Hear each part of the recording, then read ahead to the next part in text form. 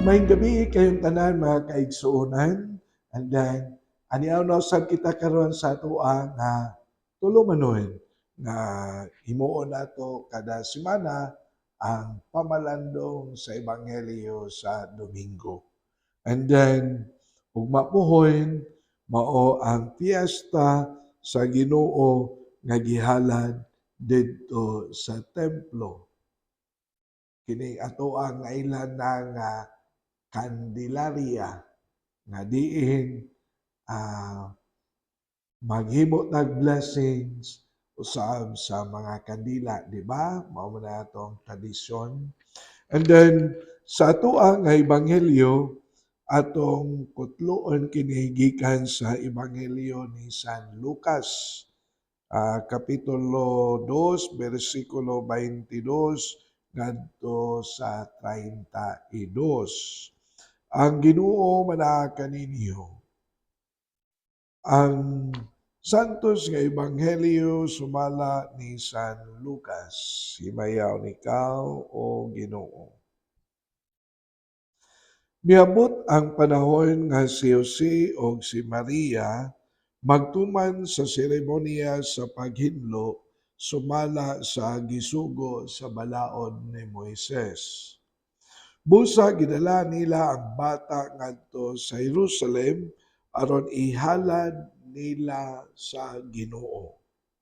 Mao kini ang nasulat sa balaod sa Ginoo. Ang tanang panganayng lalaki kinahanglan ihalad ngadto sa Ginoo. Miadto sab sila aron paghalad sumala sa gisugo sa balaod sa Ginoo. Usa ka pares nga tukmo ug duha ka kuyabog nga salampati. Niining panahona may tawo nga nagpuyo sa Jerusalem nga ginganlan og Simeon. Maayo siyang tawo, madlukon sa Dios ug nagpaabot sa kaluwasan sa Israel. Naguban kaniya ang Espiritu Santo o gipasaligan siya sa Espiritu Santo nga dili siya mamatay hangtod makita niya ang Mesiyas nga gisaad sa Ginoo. Minanduan sa Espiritu, misulod si Simeon sa templo. Sa gidala na si Simeon sa iyang mga ginikanan ngadto sa templo, aron didto ilang himuon kaniya ang gisugo sa balaod, gikugos ni Simeon ang bata ug unya nagpasalamat siya sa Dios. Karon Ginoo, kay imo namang gituman ang imong saad, itugot na nga ang imong sulugoon mohalin na malinawon. Kay sa kaugalingon kong mga mata, nakita ko ang imong kaluwasan, nga imong giandam atubangan sa tanang nga katawhan. Usa ka kahayag nga magpadayag sa imong dalan ngadto sa mga dili Hudiyo ug maghatag sa himaya ngadto sa katawhan ang Israel. Ang Ebanghelyo sa Ginoo, daygon ikaw o Kristo. Mga kaigsuonan, mayong gabi kaniyong tanan pag-usab. So, sa ako nagikaingon na ugma puhoy Pebrero 2, 2025 mao ang piyesta sa Ginoo nga gihalad didto sa templo. And then ang atong naandan niini magdala na itang kandila nga atong publishingan nga mo atong gilang nga Candelaria, dili ba? And then ayaw kalimot na ang kandila usab nagsimbolo sa kahayag ni Kristo sa ato ang kinabuhi nga atong dalhon. And then kung ato nga tan-awon, so gamay lang nga background labi na sa matawag na to og Jewish traditions diha sulod sa pamilya. no, nga gi-practice usab ni Jose o ni Maria. So klaro kaayo sa nga tanan nga si Jose o si Maria mga devout Diyos. Ang buot akong ipasubot, nagtuman gayon sila sa balaod ni Moises. Ang mga Hudiyo mangod, labi na sa pamilya, so ang bata, ang firstborn child, labi na kung lalaki, so nana sa ilahang balaod, bisan ilan ang ihalad ngadto sa Ginoo kay para kanila ang tag-iya mao ang Ginoo. Mao na nga nagyunay tulo ka mga tulunganon ang mga Hudiyo. For example, number 1, inig katawo sa bata nga moabot ang ikawalo nga adlaw, ila din ang himuon ang the rite of circumcision, pagtuli. Unya, para sa mga Hudiyo, mauna ang panahon nga tagaan o ngalan ang bata. Mao to'y nahitabo ni Kristo. Sa ato pa, pag kawalo ka adlaw gikan siyang pagkatao, si Kristo gituli. Nagpaila na si Kristo Hudiyo gayon. He is a Jew. And then, diha pong panahon na nga siya ginganlan og Jesus. Kay mao man ang adlaw nga ang bata tagaan sa iyang ngalan niya. Jesus nagpasabot na ang Ginoo manluluwas. Sa ato pa, ang manluluwas na himugso na tao o naking uban sa katawan aron pagluwas. And then, ikaduha po nga tulumanon sa mga Hudiyo nga kanang iniguman og panganak sa inahan si Maria. O, sulod sa 40 ka adlaw nga si Maria hugaw, dili na in the context sa sin. Dili na hugaw tungod sa.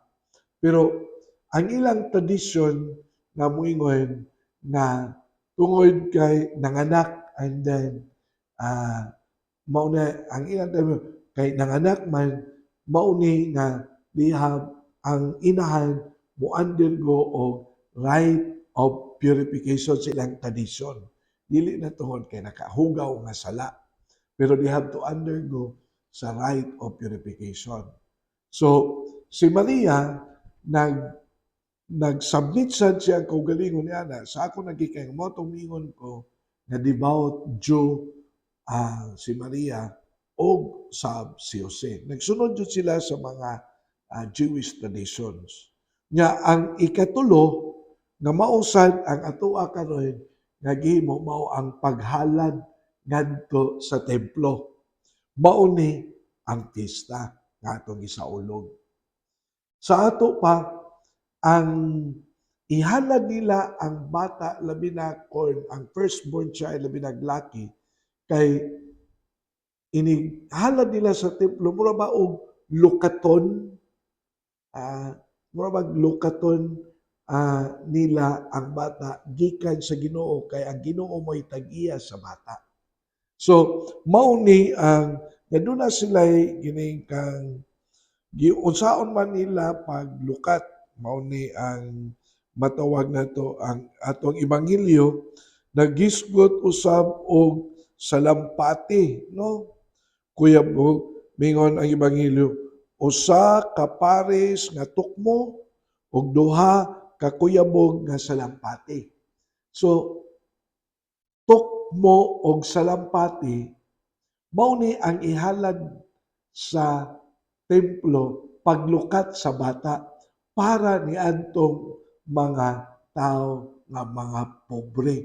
So kini pod nga gibuhat nga paghalad ni Jose o ni Maria magpaila pod nga si Maria at si Jose dili dato pobre kay ang ilang gihalad sa kuan man tukmo usa ka pares nga tukmo o duha ka kuyabog nga salampati nga mao man ni ang ihalad nga ilaha nga mura ba og ihad sa Ginoo kay kuhaon nila ang bata. So redemption.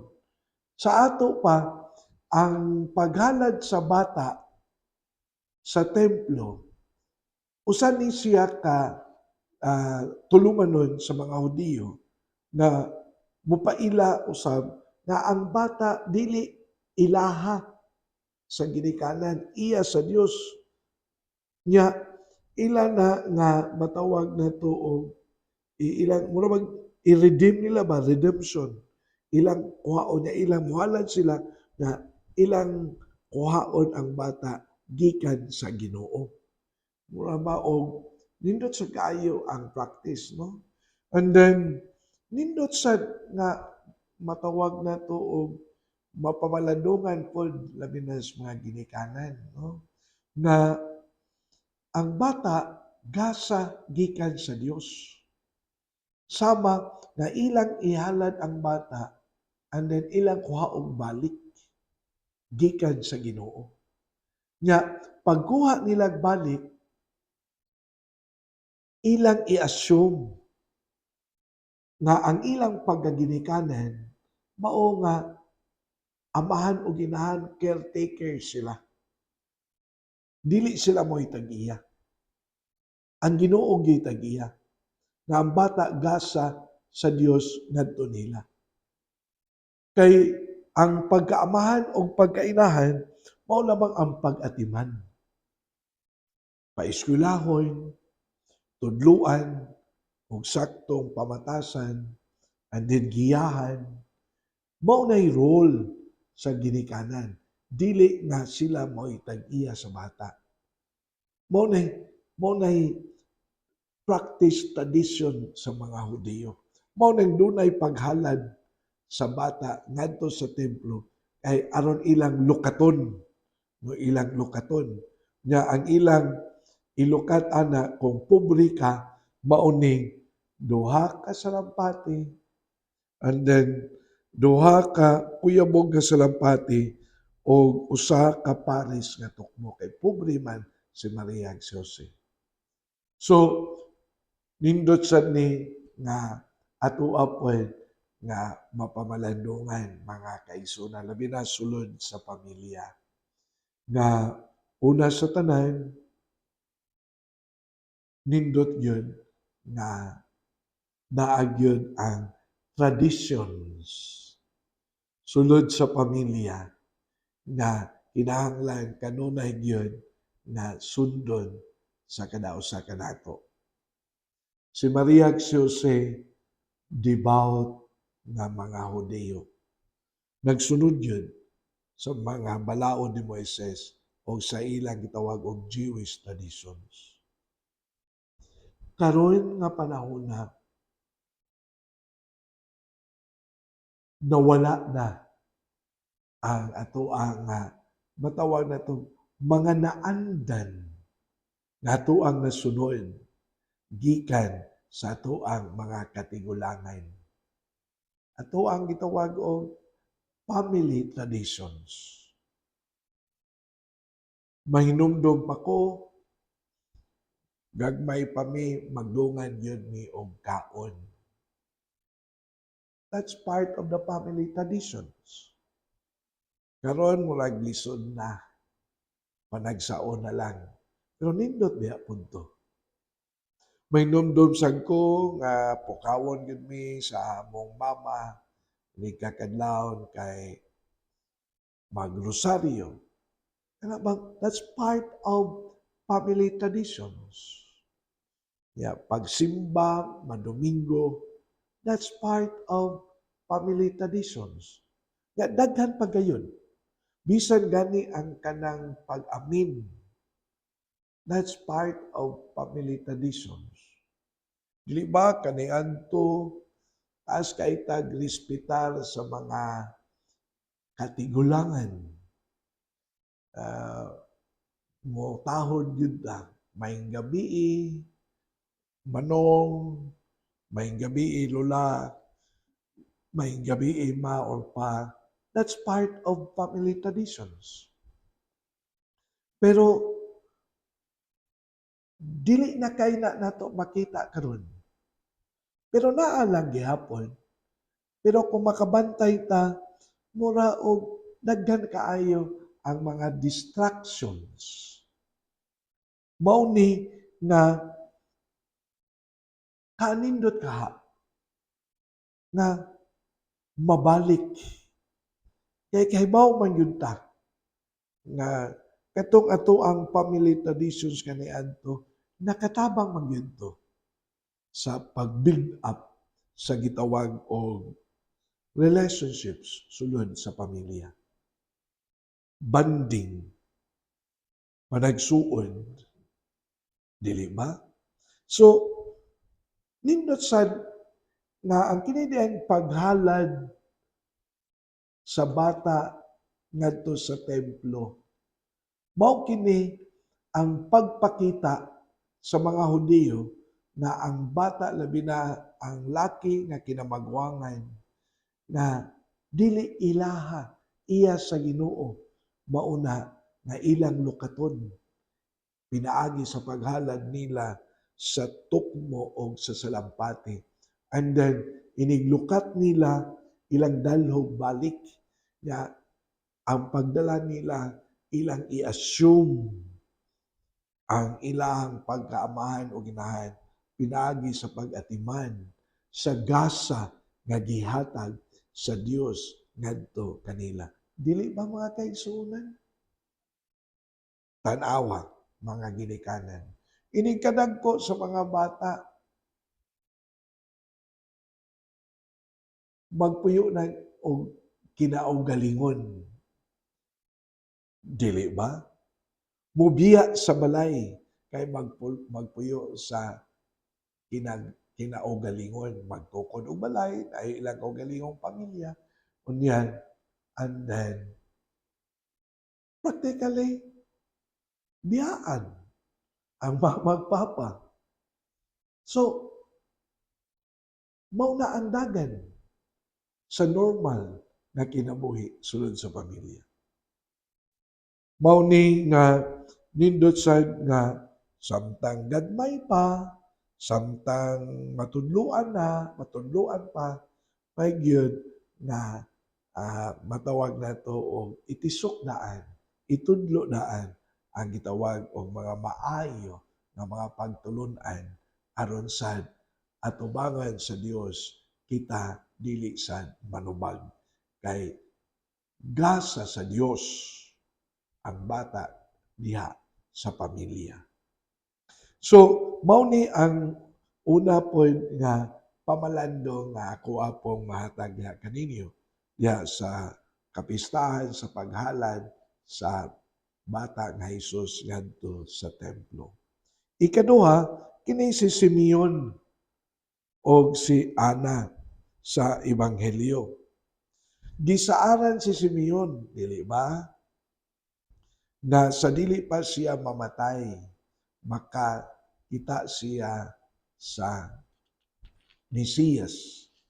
Oh. Apan, naguwat siya.